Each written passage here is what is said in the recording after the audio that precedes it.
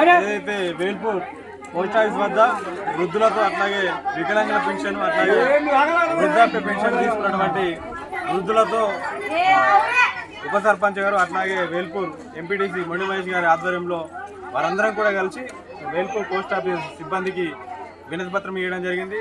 ఏదైతే bed rest ఉన్నవారు ఉన్నారో అట్లాగే వికలాంగులు ఉన్నారో వృద్ధులు ఉన్నారో ఇంట్లో నుంచి నడవలేని పరిస్థితుల్లో ఇక్కడికి వచ్చి పెన్షన్ తీసుకునే పరిస్థితులు ఎవరైతే ఉన్నారో వారందరికీ కూడా పెన్షను ఇంటి వద్దే ఇవ్వాల్సిందిగా మేము ఎంపీడీఓ గారిని అట్లా ఆల్రెడీ రిక్వెస్ట్ చేసినాము. వారికి కూడా వినతి పత్రం అందజేసినాం.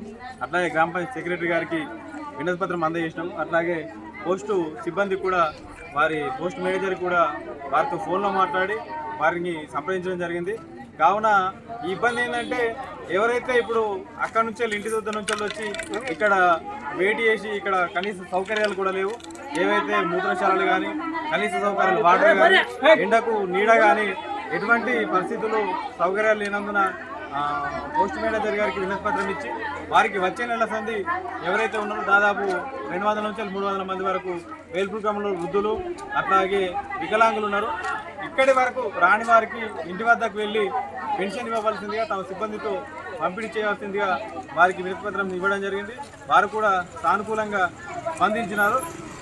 ఇటు కార్యక్రమంలో అందరికీ పాల్గొన్నందుకు ప్రతి ఒక్కరికి కూడా ధన్యవాదాలు.